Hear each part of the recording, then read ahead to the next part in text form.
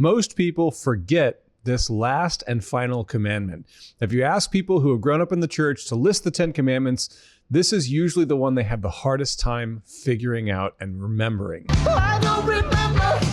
I don't recall. Don't covet. Part of the reason why is because, like, what does that even mean? Does covet mean wanting something? Seeing somebody's got a new car and wanting that car? My Tesla finally came. Was that a wise purchase? Is it as simple as that? Does it have to have some element of jealousy or envy? Does covet mean being jealous? Does covet mean I would do anything to own that? It will be mine. Oh, yes. It will be mine. Does covet mean, honestly, I've said covet too many times and I have no idea what it means anymore. But covet is what we're talking about this week. Kindred UMC live show features adults discussing adult topics, occasionally with adult language. It may not be suitable for young viewers. Please use discretion before watching. Hello all, welcome once again to the Kindred UMC pre-recorded live show, coming to you not live, but pre-recorded from my front room, aka Kindred Studio A. My name is Chris Hayden. I am the pastor of Kindred UMC. My name is Ann and I'm the treasurer for Kindred UMC. And my name is Andrew, and I'm the lay leader of Kindred UMC, and I'm supposed to be sitting there. Yeah, we didn't switch. We like do musical chairs. We never switched spots. We said we were going. I thought we were going to. Yeah. A fact. A fun fact. I once performed at the before party at the Super Bowl in Tampa. Right before nice. It was, I was with a dance group at the time. And Pre-game. Yeah. So like we got to walk by people that like were ex-football players and we watched. You were I think dancing, it was the right? Steelers. Yeah. Yeah. Yeah. Nice. Way more fun than my facts have been. That's all I got. that one's spent now. Okay, so we've been talking about the 10 commandments for several weeks, and we are at last to the final commandment. Does anybody know what the final commandment is? I didn't get a chance to take your book. No. Yeah, I asked before we started, and they don't. These heathens. Well, this will be fun. Can we remember what the other 9 are? What's the first one?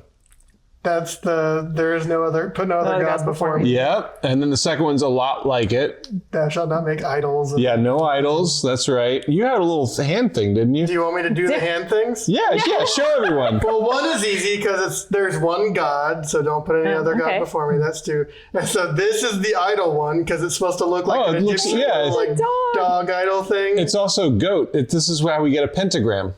Oh. A pentagram it looks like a goat. It's horns and ears. Yeah. Okay, I see what Upside down pentagram. Yeah. 3 is also a bit of a stretch. It was sort of like shushing yourself, but with 3 fingers. That is a shush. So we'll allow it. You know. Yeah, don't use the Lord's name in vain or whatever. Yeah. 4. Oh man, what is 4? 4. What is it? The Sabbath. Yes, Sabbath. right. Yeah. I can't remember the hand motion. Take a break. I don't know what the hand motion Break. is for that one. Yeah. Well, they all involve the number. So like 1, 2, because you got 2 fingers up. Yeah, I 3, can't. shushing yourself. I can't think of anything for the I have 4. no ideas. 4. How about 5? So 5 is like I was saying, like you have like a family, and then these ones are, I guess, are like the mother and father. So it's just like these. That's also a stretch, man. It's a bit of a stretch for sure. Honor that father and mother. My favorite one is 6 though, because it's thou shalt not kill. So you have like 6 and 7 stabbing. 7 is like you have like, I guess this is supposed to be like your mother and father, and then like communing with somebody else. I guess is what these 2 people are. It's like a swingers. It's like a tea party, you know. Adultery, yeah. What is the next one? 8. So 8 is this, thou shalt not steal, because they would cut off your thumbs for stealing. Oh, cool. 9 is also a stretch, because you have your 5, and then you have your 4, and then this one's like flapping his gums at him, like lying. And I guess that was what that was supposed Shall to not lie. Yeah, so bear false witness. And you can't remember 10. No clue what 10 was supposed to be. All right. Well, I just had something pop into my head about something about like keeping the temple holy or something. no. Okay. It's a people Maybe that's one. a Mormon thing. No, yeah, it is a people one. It's a social law. That makes sense, yeah. So, Exodus chapter 20, verse 17. You shall not covet your neighbor's house. You shall not covet your neighbor's wife, or male or female slave, or ox or donkey, or anything that belongs to your neighbor. No coveting. Still don't remember the hand motion. Yeah, me neither. I can't imagine. I'm not that creative. So first, as we've done, first initial reactions, response, questions, comments. To be honest, it's not quite redundant with thou shalt not steal, but it feels like this is sort of like a precursor to stealing. Because, like, I guess there is, like, some jealousy and coveting that could be problematic, but it almost feels like the point of this is, like, don't covet because that'll lead to stealing or maybe even murder or adultery or something like that. Yeah, yes, I think there's something to that. I was going to say, all I can think of is, what's the one with the bath? David and the Bathsheba? woman. Yeah. Oh, Bathsheba. I was like, Yes. She's bathing. She is bathing. Yes, that's right. I can't remember the whole story. It's never once occurred to me to combine those two ideas.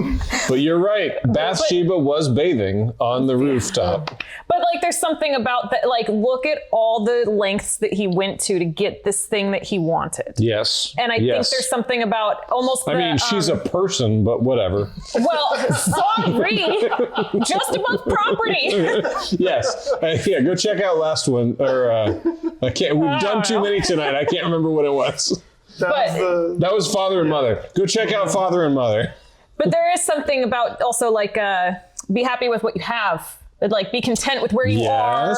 The grass isn't always greener. Yes. You know, I mean, you could follow that. I could come up with 10 more, but we won't go there. It'll take too long. Yes, absolutely. So one of the initial observations I made when I was studying this is kind of the only law that's internal. So, like, if you're worshiping another god, it's like external, like you have to enact something, you have to do something. If you're making an idol, if you're lying, if you're stealing, if you're murder, like these are all kind of like external things. This is the only one that you could be doing right now and no one would know. So it's the last commandment, and it's the only one that's like in the confines of your own heart. So it begs the question, what is the nature of the word covet? What do you make of the word covet? And I can't remember exactly what the Hebrew word is, but it, basically means covet. Like there's not much like in-depth nuance. It's like, yeah, covet. So what does covet mean? It's lost all meaning to me now. I've said it too many times. I mean, it essentially means want with the connotation that you can't really have it. It's wanting something that you can't really have. Like, maybe you could get it if you tried hard enough, but it's not something that you can just like, oh yeah, I want that thing on the floor so I can pick it up. You don't covet that thing on the floor. You just want it. Right. But if it's like in a locked box or something, then you covet it because like, now I have to like connive a little bit to get this thing that I want. So there's something to, and I think this is an important distinction because it's not don't want things. Yeah.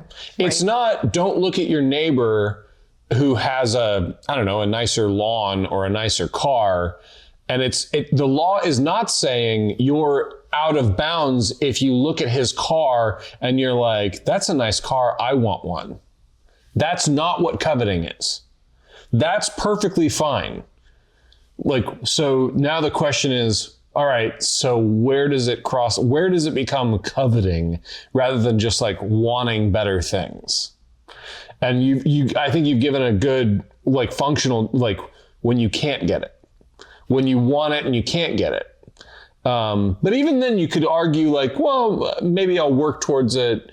And so what's the element that makes it like coveting and nefarious and something that's harmful and dangerous? What is that?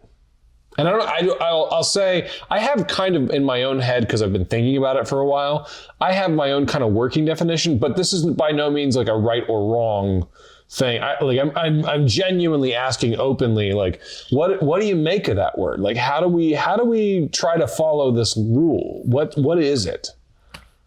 I'm chewing on it. I don't think this is perfect anything, but that I'll use the word obsession.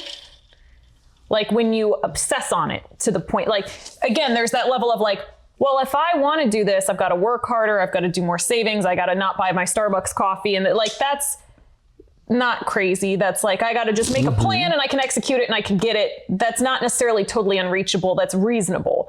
I think when there's a point of like obsessing over it and like, well, if I took a second loan out on my house, or like, you know, like pushing the limit a little bit more of like into a dangerous place. Does that make sense? Like, there's something about the feeling of need.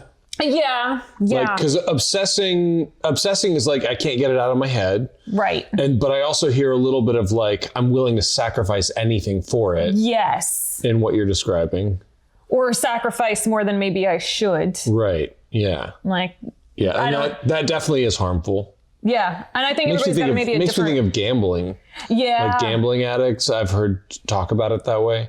It's like, if I could just, you know, like just one more thing, you know? Yeah, there's something to that. So the thing that I've been kind of playing around with in my head to try and understand it is, it's kind of like the opposite of empathy. Before we continue, I want to remind you that we, for the foreseeable future, are collecting funds for a group called Zoe Empowers. They quite literally empower communities with skills and entrepreneurial education to make their own businesses and make an economy and a living in their own community. We've been assigned a community in Rwanda, and every dollar you give to this channel goes directly to helping those people. So please use the QR code over here or any of the links down below, or you can mail a check P.O. Box down below to Kindred UMC, and all of that will go to help the people in Rwanda that we are getting to know as we speak. So let's continue.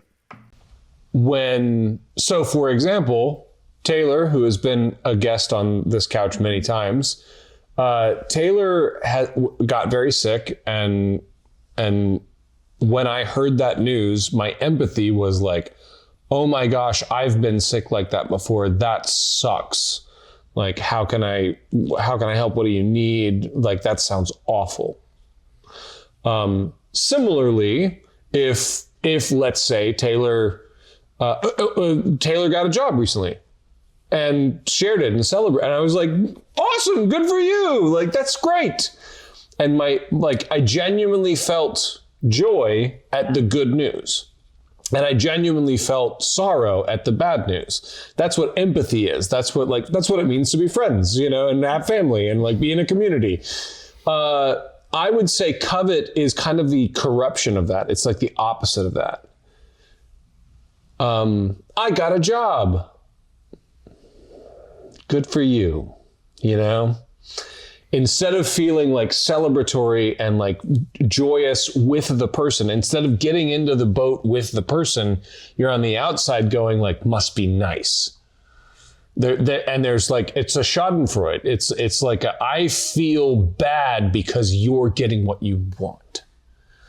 And there's something in coveting that's that. It's like, how come you get the nice car? How come your spouse is prettier than mine, or whatever, you know? Because I think it's interesting that this commandment often gets pigeonholed in, do not covet your neighbor's wife. Yeah. When there's a long laundry list and the list ends with nor anything. Do not covet anything.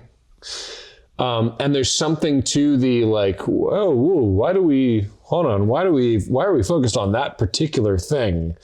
When really the thing is, do not covet anything from any of your neighbors. Do not covet their life. Do not practice this opposite empathy. And I think there's something to what you're saying. Like it is the thing that it's the internal motivation that leads to murder, adultery, theft, lying. Like it is the underpinning kind of mentality that leads to these other things. So let me get your reaction on this. One of the things that I have been wrestling with, times are hard financially for a lot of people. that is, and again, I am empathetic towards that. It stinks. My wife and I were fortunate enough to buy our house right before things got really, really crazy. And so like inflation, food costs, and all kinds of stuff. It's hard out in these streets. Like it is. I'm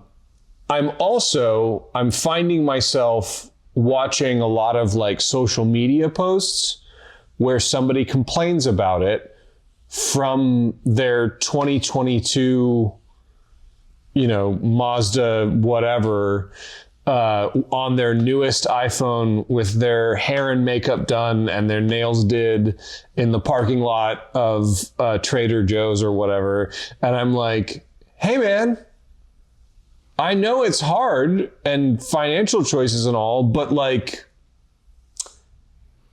have you considered like cooking for yourself at home? Like, have you considered maybe buy a used car and don't have a $700 a month car payment? Maybe keep your phone for like 3 years. That's what I do all the time. And I can afford a new iPhone, and I keep my iPhone for as long as it will work until I have to change it, And so I think there is something in that covetous thing that is a part of our culture. I think people see other people succeeding and they think that they have to do that because they're not a real person unless they're keeping up with everyone else. So I know that's not a question, but I guess my question is like, what do you make of that? What have you seen that? Have you experienced that? And especially from folks who are like at different career levels, life stages. Like you're a mom. Like one of the reasons we're doing well is because we don't have a kid. Like, you know what I mean? And one of the reasons we're doing well is because we were able to buy a house right before the market turned to absolute garbage. So I'm interested in your reaction as people from different life stages and different circumstances than I'm in. What do you think of what I just said? And it's okay to like, nah, you got it way off. Like I'm open to that. No, I agree completely. I think to what you said, I think a lot of society right now has a problem with coveting and jealousy and trying to make appearances match, what's supposed to be where you're at and, suffering because of that.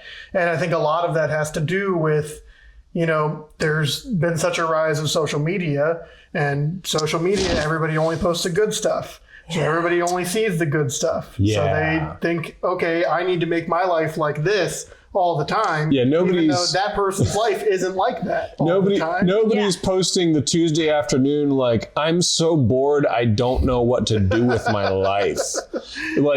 Now some people are posting the like, I'm absolutely obliterated right now and like this sucks and my life is... it's sort of the extreme. Right, but you're only getting... And I would even say those are way fewer. Yeah. Mostly what you're getting is like, I went to Italy. Yeah. It's like, how much credit card debt did you take out to do that? You're not seeing the consequences of, and don't get me wrong, I'm about to go to Italy. I'm very excited about it, but we also saved up to do it, and I think that's the point. It's not necessarily that they put themselves into debt to do those things, but they may have, not eaten out more than once a month for a year beforehand to be able to save up for that. Like, I'll tell you what, man, sacrifices that they made. Learning to cook changed our whole budget. Oh yeah. Like it's a superpower for sure. It definitely. I mean, especially now with inflation, because inflation costs hit kind of the low, mundane, everyday costs the hardest, and like food costs and going out to eat. I was surprised because we got our kitchen redone and I couldn't cook for a week or so. And I was like, all right, well, let's order some chicken wings. And I was like, $50? What are you talking about? Insane. Yeah. Price for chicken wings? Yeah, it's crazy. And we'd spent a week like eating out and I was like, man, I was expecting to spend like $6 on this and I'm spending like $11 or $12. Each plate. Yeah, it's crazy. Yeah. Fast food is expensive. Yeah, Yeah. and in our current context, that's what hits the hardest. It is the lower priced things, the everyday kind of mundane, like buying paper towels, like things like that. We switched from the dishwasher pods to just the sprinkle because I watched a YouTube video. It's like, hey man, actually that's pretty good. We can, and so far I see the same results. Like. Yeah. So I think there's something about. I think this is a commandment that gets overlooked, and I think it is far more pervasive in our current context and our modern day society than we think it is.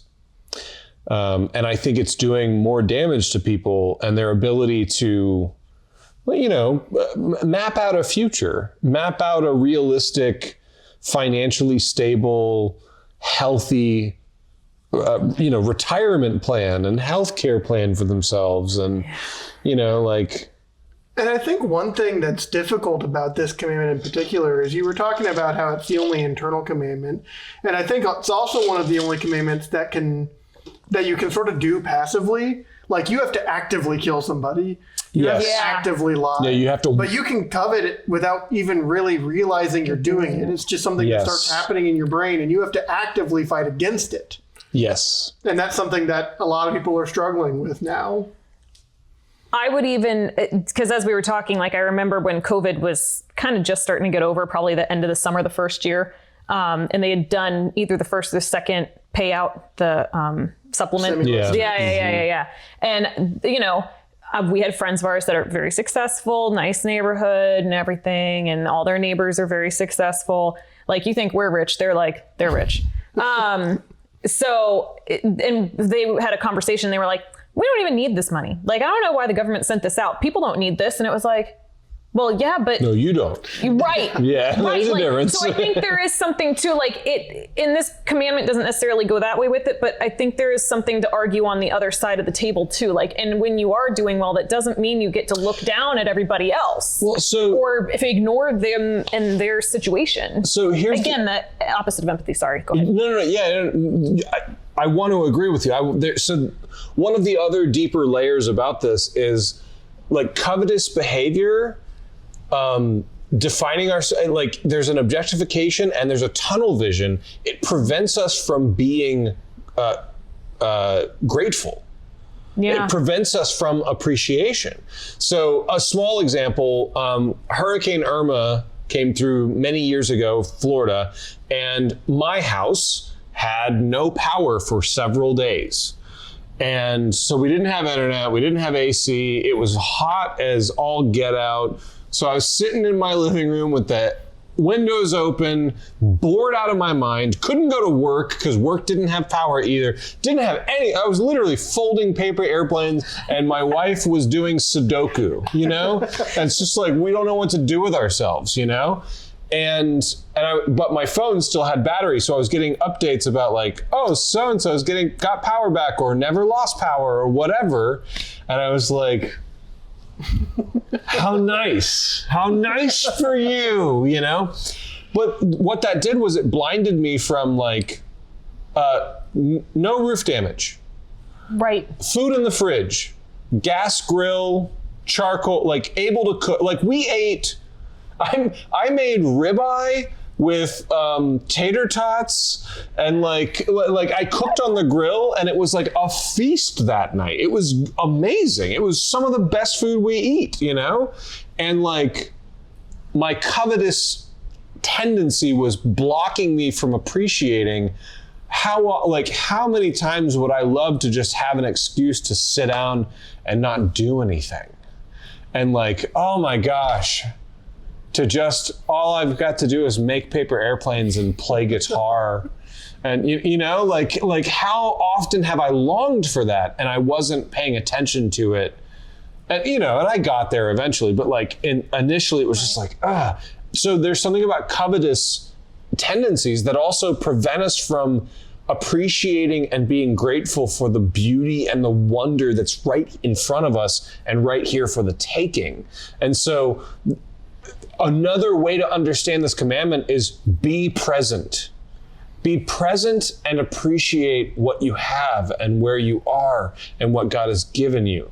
And like, that's also that's kind of the other end of that commandment. So, all right, I'm trying to keep these briefer than I usually do. So, may the Lord bless you and keep you. May the Lord make his face to shine upon you and be gracious unto you. May the Lord lift up his countenance upon you and give you peace. Amen. Amen. Is there any better feeling than being done?